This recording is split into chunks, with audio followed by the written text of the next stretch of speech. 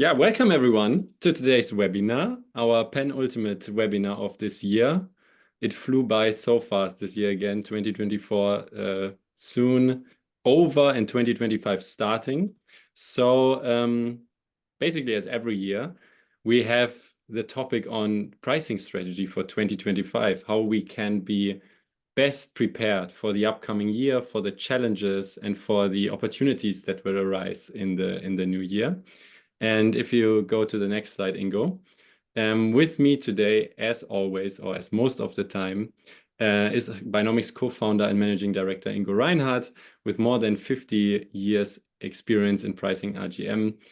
I cannot think of someone better to have this session with today. And me, I'm Jonathan. I'm the marketing manager here at Buynomics, and since 4 years or for 4 years now, I'm kind of leading the webinar series here at Buynomics. Speaking of Buynomics, if we go to the next slide, a quick introduction into Buynomics, as always, and the Buynomics platform. Buynomics is a software platform that empowers better pricing and revenue growth management decisions. We have a target in mind to break up silos, pricing, optimization in a silo, promotion, PPA, and so on. And we want to focus on a holistic approach, optimizing all those levers in a holistic manner. With our virtual shopper AI, we achieve a predictive accuracy of up to 95% of expected market behavior.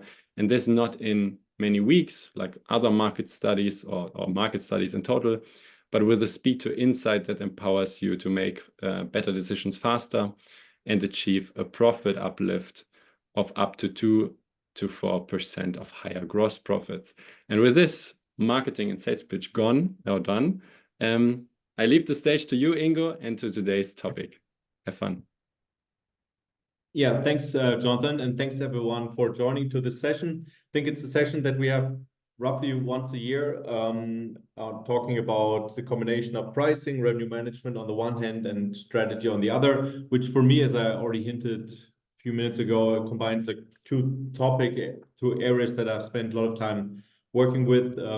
Strategy was the topic that I worked on when I was back in university. So really also try to get some of the concepts from that world into the session and really combine the two and hope that we can provide an advancement of everyone's understanding on the topic of pricing and strategy. So what we'll be talking about today is, I think we'll start essentially with why does it make sense to think about pricing strategy, RGM strategy, provide a basic framework, show that with a number of examples. I think as always, strategy is often driven by narrative stories. So we'll added 1 or 2 stories here to make it come alive a bit more than just go through concepts.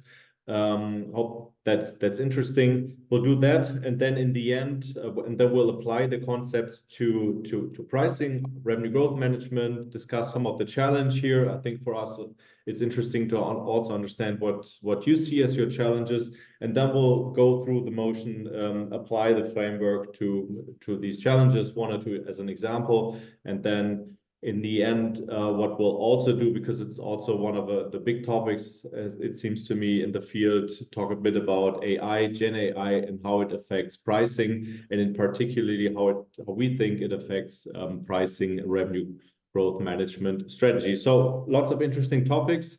Let's get started. And I think the natural way to do that is start with the motivation. And in our case now, this means the question, so why is there actually pricing strategy? It's probably not as obvious as it seems. So if, for example, we look at this slide and we take the simplified world that's often underlying our most relevant tool in the field, the price elasticity. And if you think about it, so you have, as here on the right side, the graph, you have the relationship between price and sales. And as always, if price goes up, sales go down. In this case, we have a constant price elasticity of -2. We have costs and so on. So everything we need to understand how pricing affects profitability and revenue, everything that matters.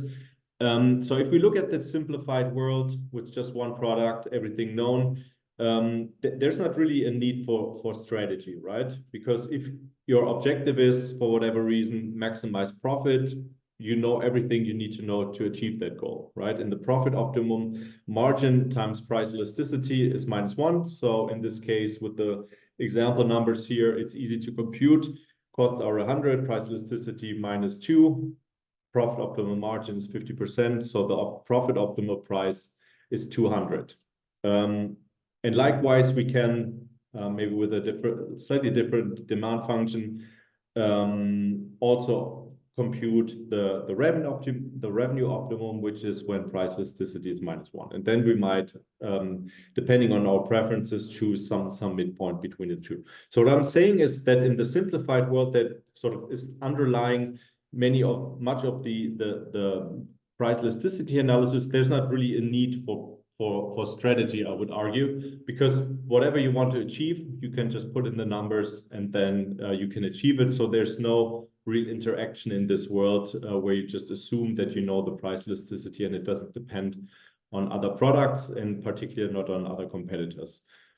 Sadly, to some extent, if you're interested in simple work, luckily, if you're interested in really getting some meaningful work done, this is not the world in which most of us live, but we live in a world where there are lots of products, there's interaction between products, you have much more options than just to change the price. You can change your portfolio, you can work or not work with promotions and so on. So there's lots of things going on. And that for us really, I think, justifies thinking about strategy and not just putting in numbers into a profit optimization formula and then the job is done. So this is just as a motivation, I think, from my point of view, why there's a need to discuss pricing strategy. When we do that, what does it actually mean? What is strategy? I think the most common definition of a strategy, before we go into the two pictures here, is really a strategy is typically seen as a company's theory of how to achieve its objectives. Objectives typically something like sustained profitable growth, sustained profitability, or so on. So a strategy is a firm's theory of how to achieve that objective. And I think there are two basic views on that are very, very different. And I find both of them, or see them now, but also when I was a consultant before Buynomics, seen these two understandings quite a lot.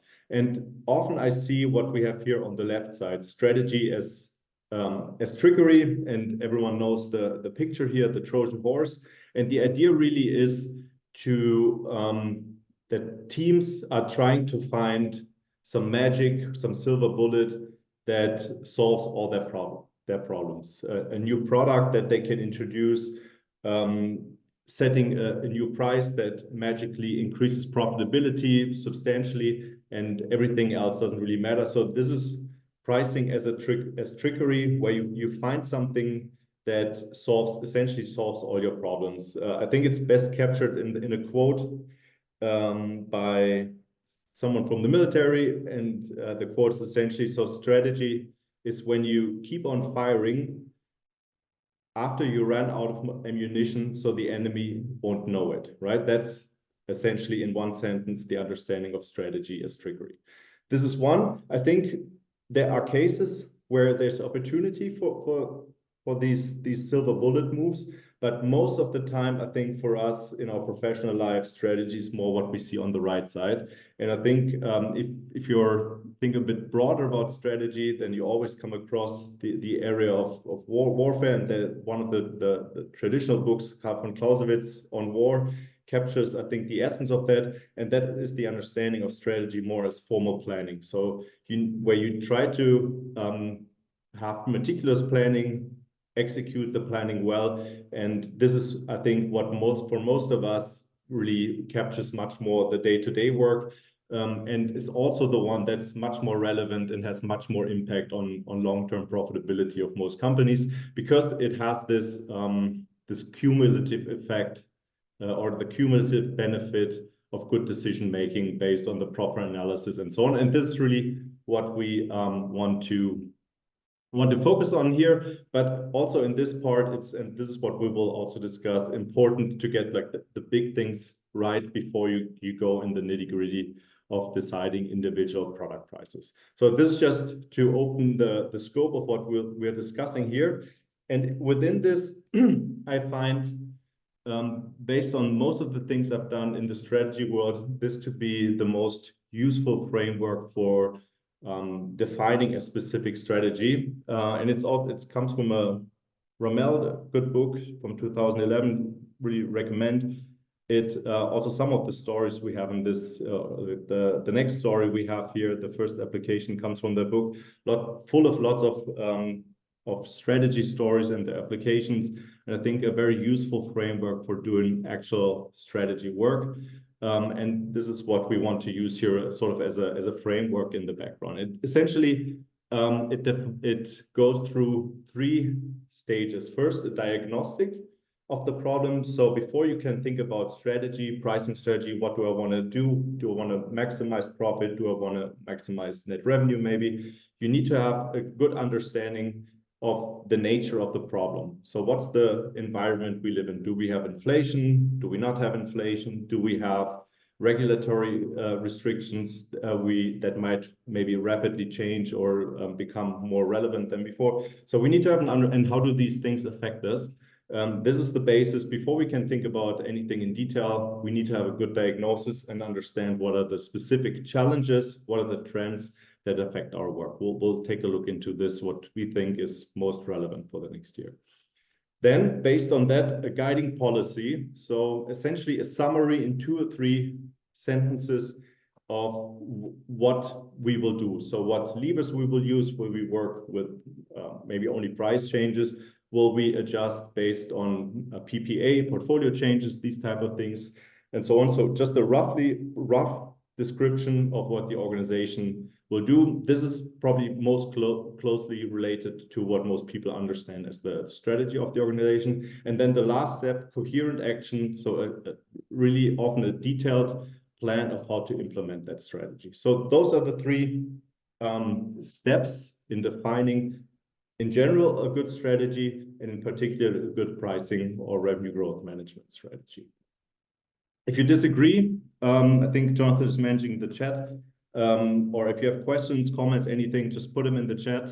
Always happy for feedback, and we'll discuss at the end of the webinar whatever we see and find relevant.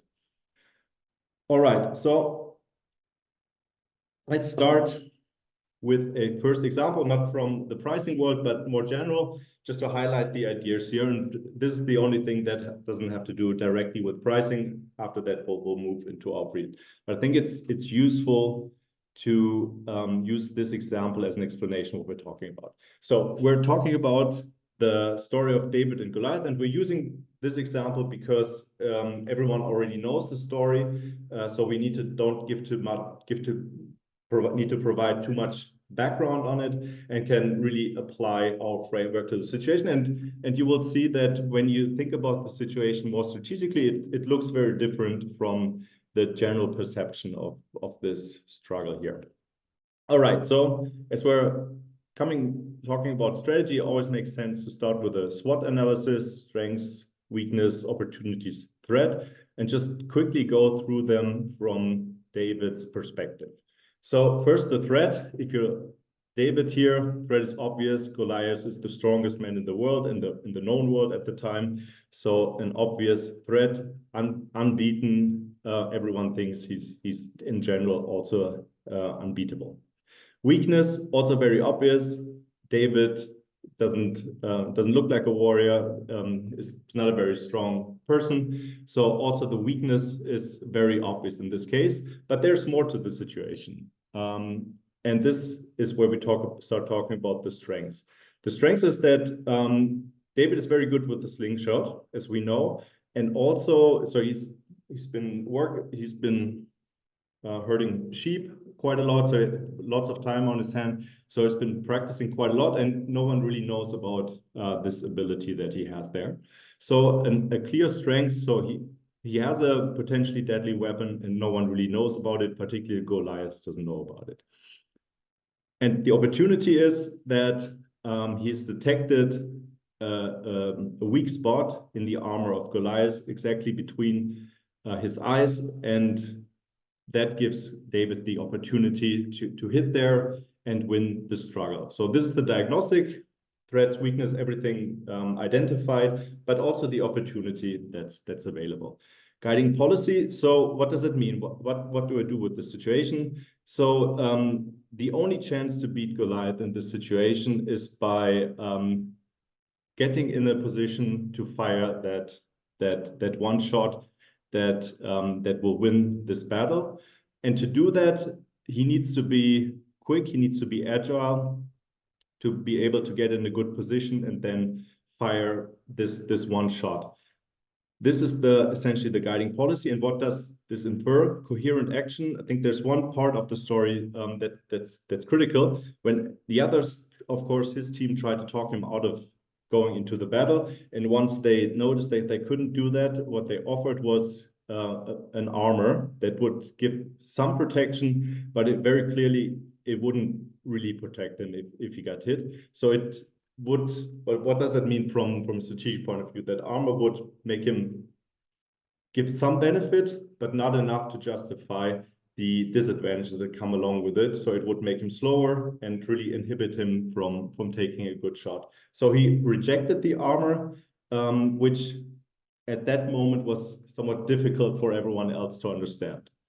And of course, because it made strategic sense from David's perspective, because that was the only way to get a proper shot. And if that shot failed, and Goliath came closer, then there wouldn't really be any benefit in the armor anyway. So it didn't make sense to the people at the time, but from David's perspective, from our strategic point of view, it made quite a lot of sense to not take the armor. And this is when we think about coherent action, because many times if you are strategically coherent, you will do things that if you look at them in isolation, don't immediately make sense, but that's why you need this guiding policy for yourself and also for your team to be sure that you're doing the right thing here. So this is an example, and the story looks quite different from a strategic point of view than from the general point of view, I think, the way the story is told. All right, so this was the non-pricing example.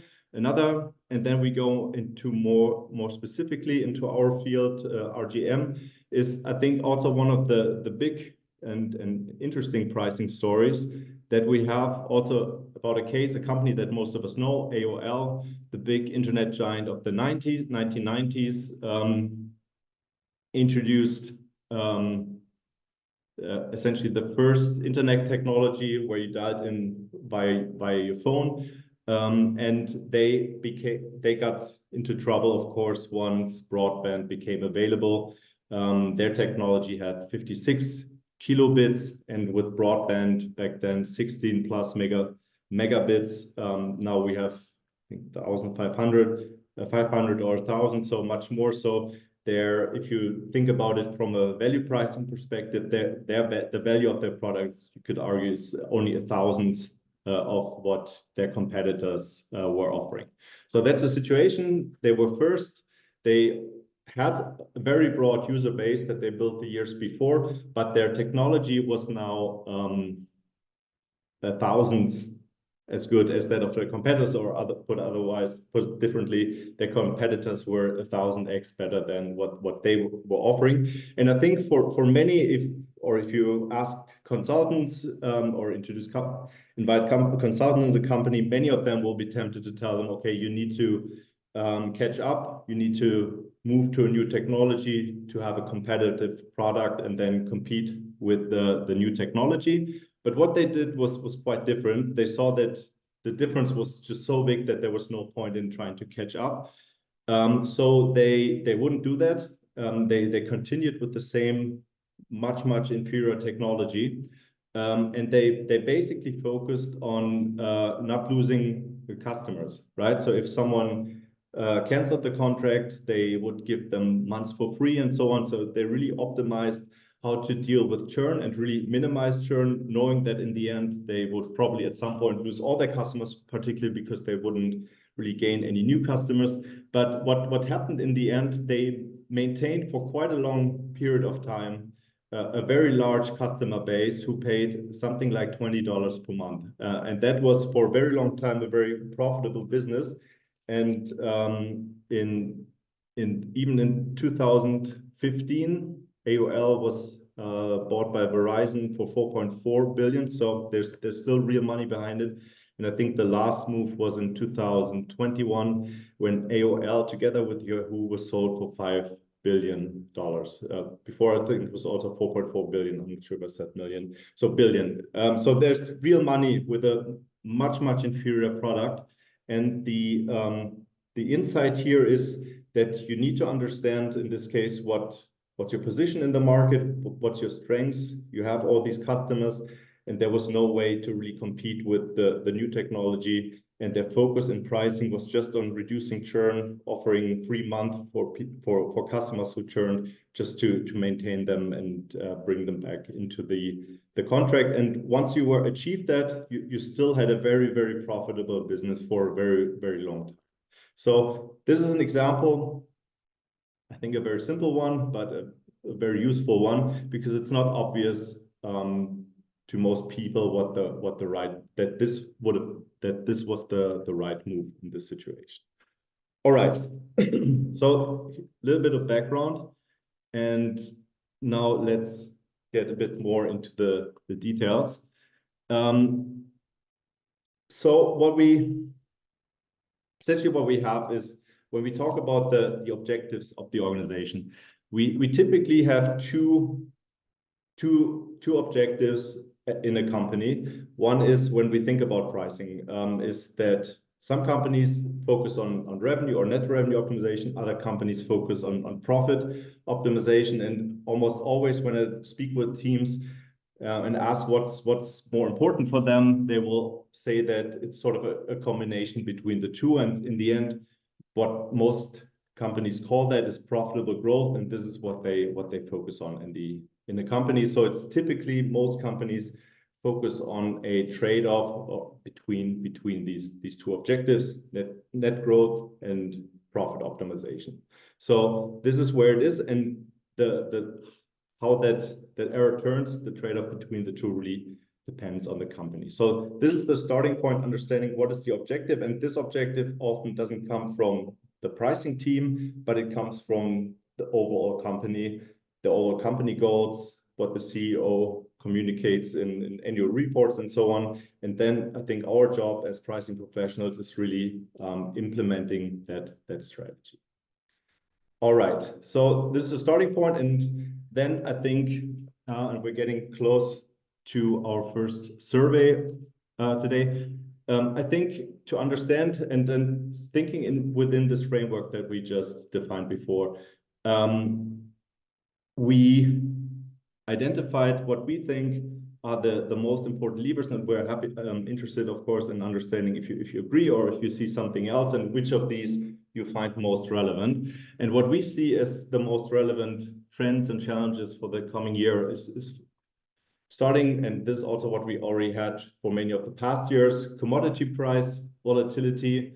So with many of the prices, we had cocoa, we had olive oil, many examples of where the COGS had massive volatility, and most expect this to continue in the next year. Particularly in the US, we often see the challenge that with the Trump elections, there is the threat of tariffs increasing, and that's something that worries many companies in the US, that with increasing tariffs, this leads to a rapid increase in COGS. And of course, this implies some pricing response, and the question is how to best deal with that situation. Another thing that we've seen with many companies is that many see, particularly in very established categories, dairy, for example, or other categories, that many categories are perceived to have reached some sort of limit where it's getting increasingly difficult to increase the category overall because it has already reached its sort of natural limits. And that typically leads to an increase in competition because one company can only grow a lot at the expense of other companies. Another thing we're seeing is that there are, in some categories, changes in shopper behavior, leading to a switch or often an increase in the share of private labels, or many customers moving more to discounted channel, particularly with the high inflation also in other areas where people have less money to spend on groceries than others.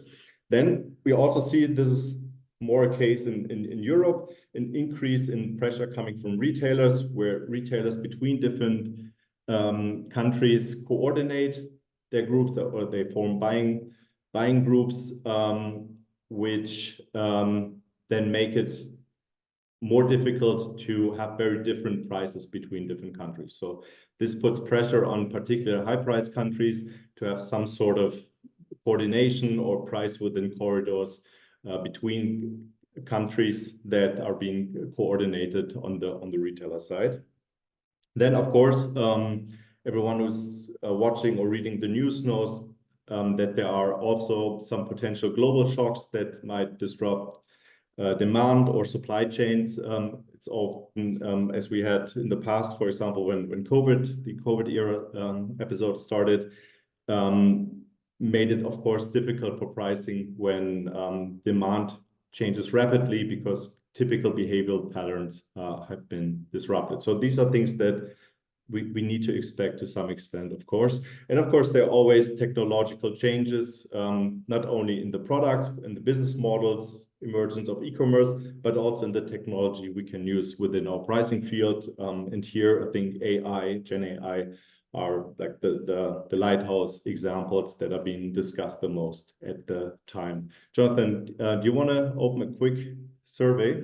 And yes, I was a little bit. I've been talking a bit too long in the beginning, but we're catching up here.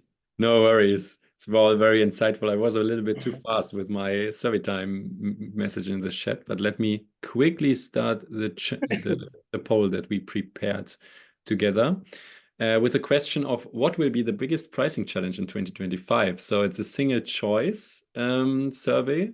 I know multiple choices would be easier, but we really want to see, what do you think? What of those answer choices has the biggest impact, would be the biggest challenge in the new year?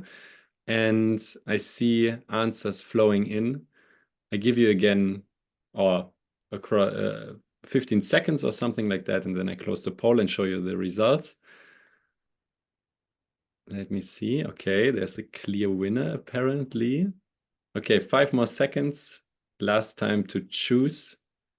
And now I'm ending the poll and sharing the results. So as we see, Ingo, commodity price volatility with 30% is number one. Yeah, that's what we always see, right? That seems to be the most important thing on people's minds, and it makes sense, right? Also, like we often say that costs don't matter and you should do value pricing, but if your costs double in some categories, that sentence doesn't seem so true anymore, right? So if your cost increase, that typically has immediate impact. It certainly has immediate impact on your profitability. And even if you think within your team it's not that important, maybe top management thinks cost increases, cost changes are important, and that's why I think this is the main topic that everyone's thinking of, and I think it's well justified, particularly when we look at the past years, and I think it makes sense to think that that this is something that might also continue. I think I remember from university in finance, volatility is correlated over time. I think it's one of the most difficult words that I had in economics.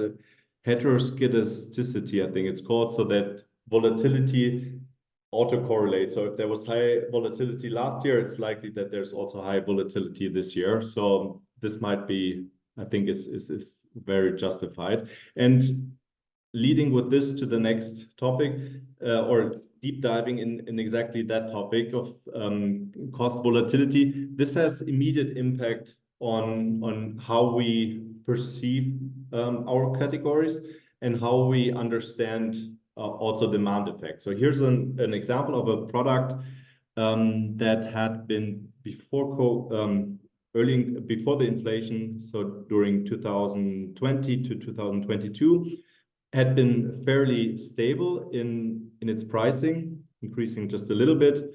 And on this, if you do the analysis, just quick and dirty here, which we have in the scatter plot here at the top, and you just do like a very, not necessarily recommending this, but very just to get a rough understanding here. You see that there's a price elasticity of roughly minus 1.5 in this era, from 2020 to what's this, July 2022, minus 1.5. And then essentially is when the inflation starts. So prices here, the pink, the line goes up, the green one goes down at first and then recovers. And if you look at the whole episode, you see that roughly sales stayed the same from the beginning to the end.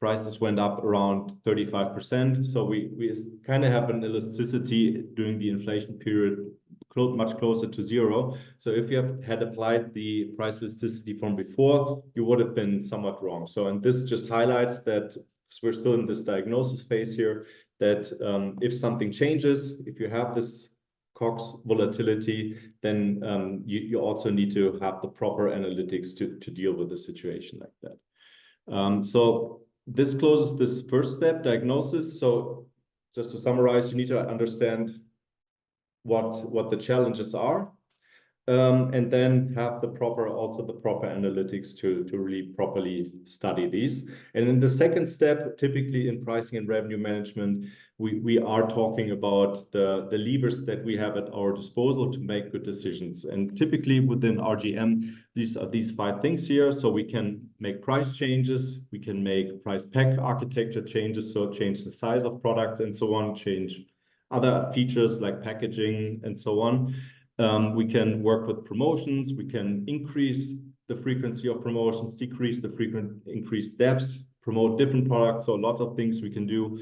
We can do it differently across different channels here in channel mix. And we can also work with the trade spend in our relationship with our retailers. And what makes the whole thing interesting, I think, is that if you look at all of these levers and compare it to the simplistic price elasticity example that we had we showed at the beginning, there's much more to do, many moves, many different things that are available, and that also necessitates a proper understanding of what to do with what. And I think it makes sense to start, and this is the guiding policy for pricing revenue management here, is to have an understanding of what levers are best suited for what challenges. And this is just conceptual, won't go into details here, but essentially what makes sense as a team or also with other support is to have an understanding that we have our 5 levers here from pricing, trade spend, and we have identified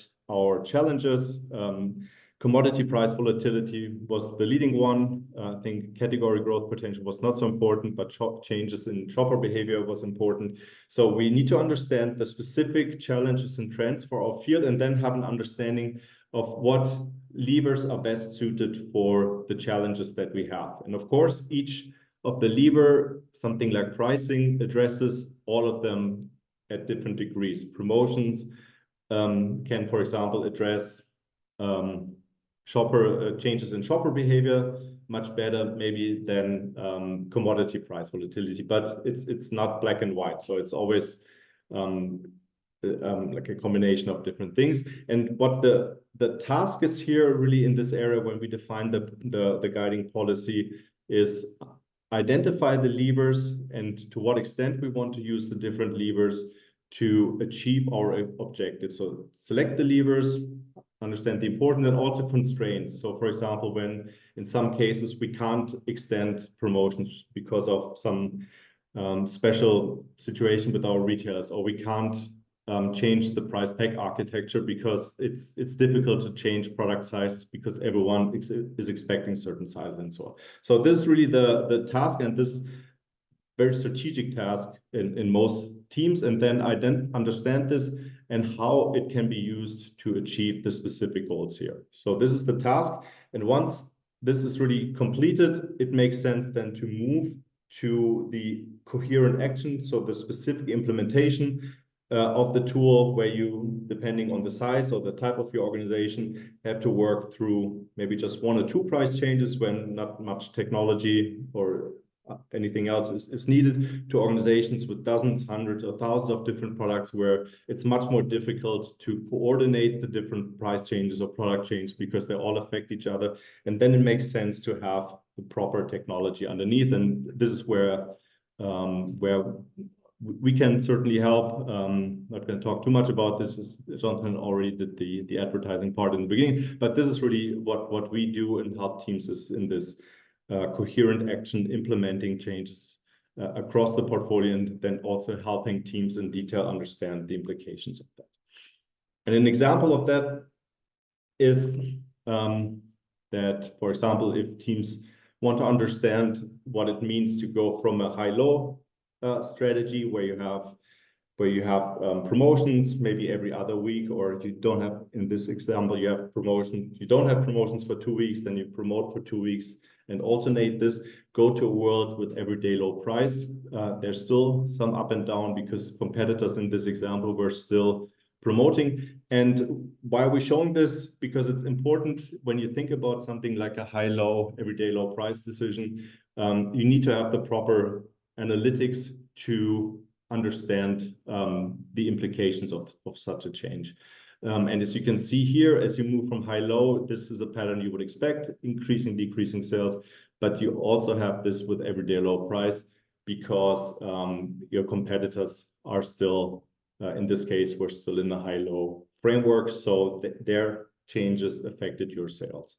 So these things are important. And in this case, where it's more complicated, it makes sense to have proper technologies to support it. This brings us to the last part of this webinar, and this is really the role of technology. And this is a thought that certainly affects pricing, but also other areas. And that is that many questions that we used to think about strategically can now be, to some extent, be replaced or substituted by technology. And what do I mean by this? Let's take chess here as an example, because it's really as simplified as it gets, because in the chess world, there's just the board and the pieces. There's no cox changes or anything. So chess is much more simple than revenue growth management. And this is why we can really talk about the essence here.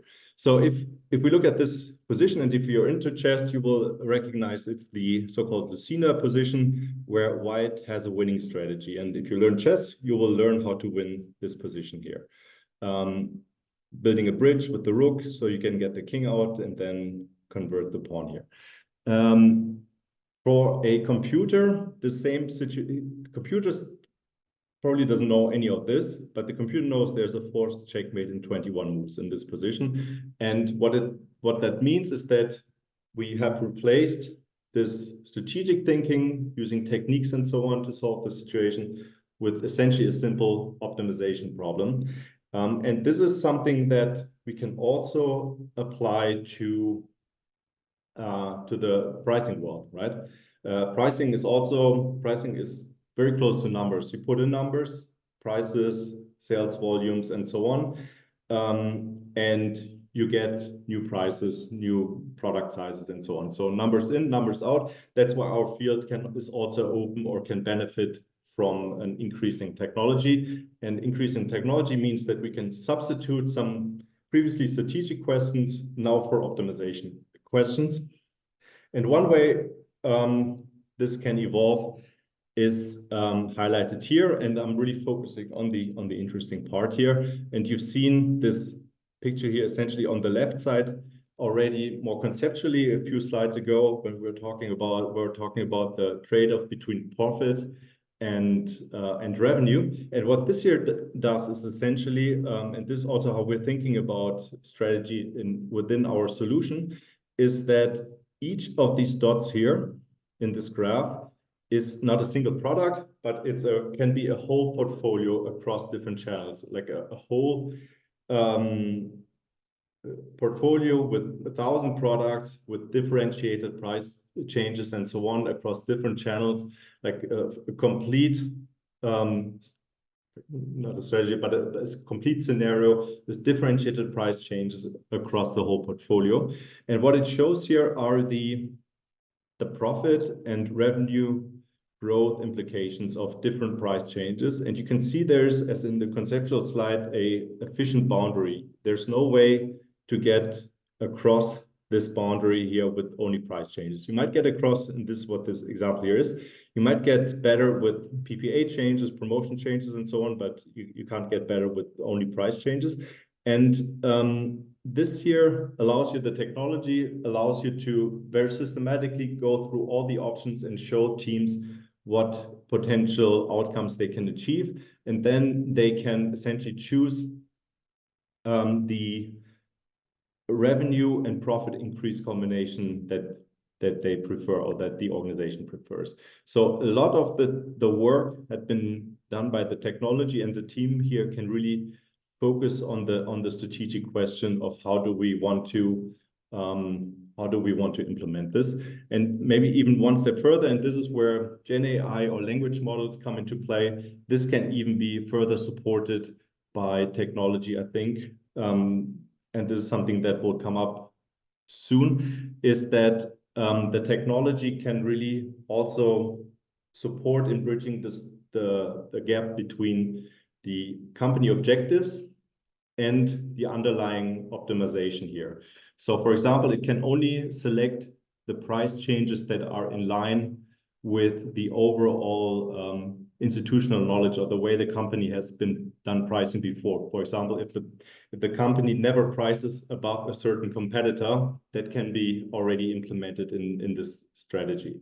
Or if a company only uses 95 prices and never 99, these things can also be implemented via a language interface like this. So this is, I think, in a nutshell, we have a white paper on this if you're interested in more detail. This is in a nutshell, I think, how technology, AI, Gen AI can really support the pricing and revenue growth management work by really offering a very complete optimization, considering pricing or pricing in PPA and promotions and so on, and then also assisting in selecting the options that are in line with the overall strategy based on an understanding of what the company objectives are and what sort of institutional knowledge is, how the company thinks about positioning versus certain competitors and so on, and really considering all of these effects and then providing teams and leadership only options that are in line with that. And with this, skip this here, go to the questions. Jonathan. Yes. Yeah, we got a couple of questions. Thanks, Ingo, for the insights. First question is from David. Do you feel elasticity data has stabilized in 2024 and is more reliable versus the years of 2020 to 2023? 2020, if it's more stable in 24 or? Yes. I think that it's hard to say. I have to look at it, but I would think it depends a lot on the category. As I mean, we all have like general inflation numbers in mind, but in reality, it can be very different in different categories. For example, depending on how strongly they were affected by COGS changes. Thanks. Yeah. The next question is a little bit more future oriented. It is from Vinet, and commodity price volatility could be an after effect of perhaps an external political shock, which in turn might disrupt the supply chain, which eventually results in commodity price volatility. And the question now, how could one foresee the ripple effects and plan ahead? for example, sense of volatility before it happens? Yeah, I think the initial event is difficult to anticipate, and it's not our field. Probably have to consult political analysts. The ripple effects, I think they are understandable to a better degree, right? But you need like the industry specific knowledge. If you know if, I don't know, if sugar prices increase, what other prices are affected by that.